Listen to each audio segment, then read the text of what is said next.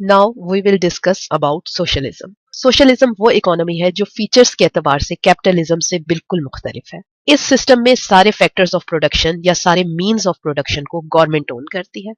इसी तरह से सारे इकोनॉमिक डिसीजंस भी गवर्नमेंट ही लेती है। Now we will study main features of socialism. First feature of socialism is state ownership of means of production.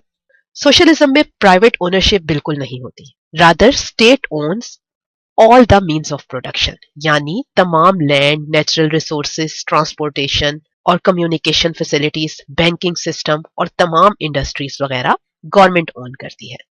State ही हर किस्म के बिजनेस को रन करती है और इन बिजनेसेस से हासिल होने वाला प्रॉफिट भी गवर्नमेंट की ट्रेजरी में या गवर्नमेंट के खजाने में ही जाता है। इसी तरह से गवर्नमेंट ज्यादातर एग्रीकल्चरल एक्टिविटीज या एग्रीकल्चरल लैंड को भी ओन करती है।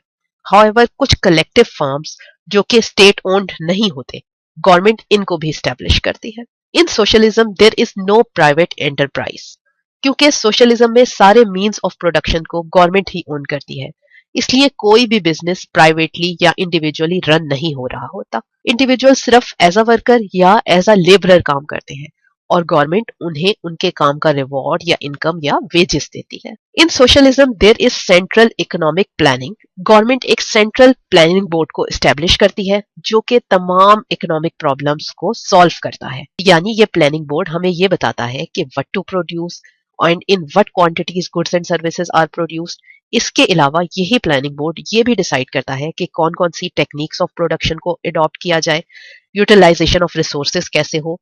ये सब डिसीजन सेंट्रल प्लानिंग बोर्ड के थ्रू डिसाइड होते हैं।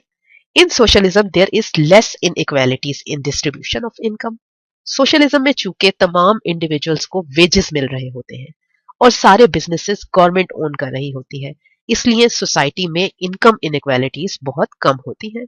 इसी तरह से सोशलिज्म में इनहेरिटेंस का सिस्टम भी नहीं होता, क्योंकि प्रॉपर्टी कोई भी इंडिविजुअल प्रॉपर्टी को ओन नहीं कर रहा होता, इसी तरह से वो अपनी प्रॉपर्टी को इनहेरिट भी नहीं कर सकता और इस तरह से इनकम इनइक्वालिटीज बहुत हद तक जनरेट ही नहीं करती।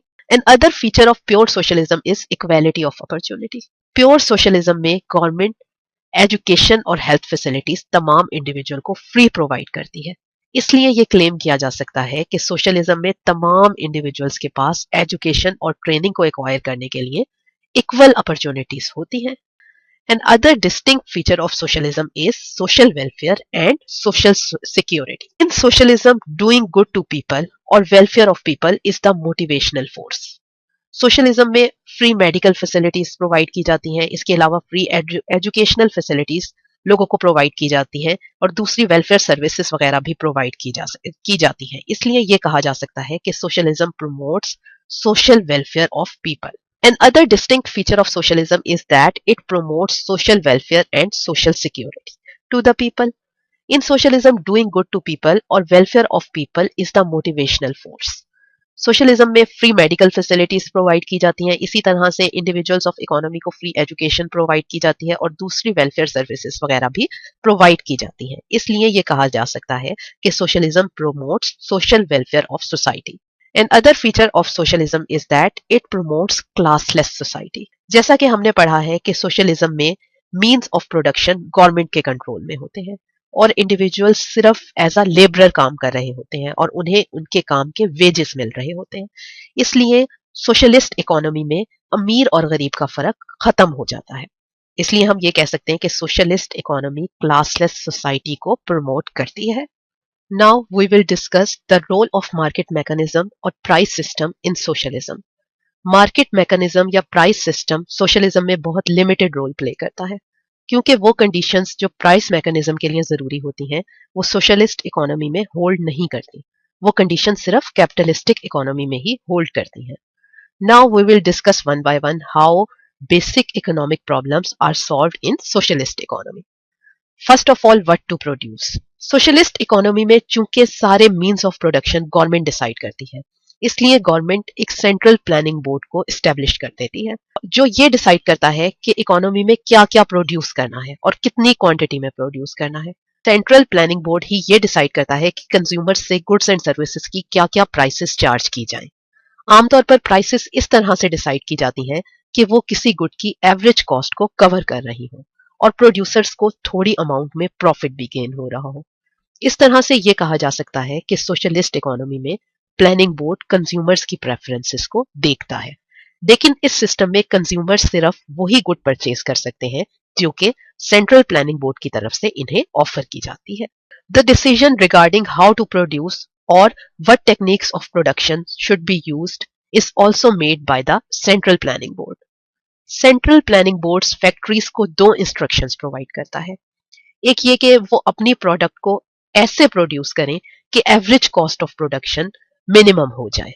सेकेंडली, फर्म्स को इस तरह से अपनी आउटपुट प्रोड्यूस करनी चाहिए कि प्राइस ऑफ द प्रोडक्ट इस प्रोडक्ट की मार्जिनल कॉस्ट या एडिशनल कॉस्ट जो कि हर एडिशनल यूनिट को प्रोड्यूस करने पर ऐड होती है, प्राइस उस एडिशनल कॉस्ट या मार्जिनल कॉस्ट के इक्वल हो जाए। क्योंकि इस सिस्टम में prices of goods and services को सेंट्रल प्लानिंग बोर्ड ही डिसाइड करता है, इसलिए फर्म्स के सारे individual decisions like quantity of output, decisions regarding the use of state owned resources वो इसी सेट प्राइस पर ही बेस करते हैं।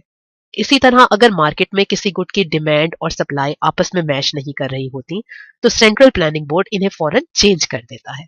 फॉर एग्जाम्पल, अगर किसी गुड की क्वांटिटी डिमांडेड बहुत ज्यादा है और उसकी क्वांटिटी सप्लाइड बहुत कम हो तो प्लानिंग बोर्ड इस गुड की प्राइस को इंक्रीज कर देता है। इस तरह से सेंट्रल प्लानिंग बोर्ड सोशलिज्म में मेन रोल प्ले करता है।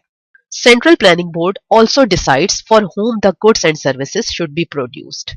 For example, central planning board social preferences को अडॉप्ट करता है, यानी necessities of life is given more importance while producing goods and services, और नेसेसरीज ऑफ लाइफ की प्रोडक्शन को प्रेफर किया जाता है लग्जरीज की प्रोडक्शन पर।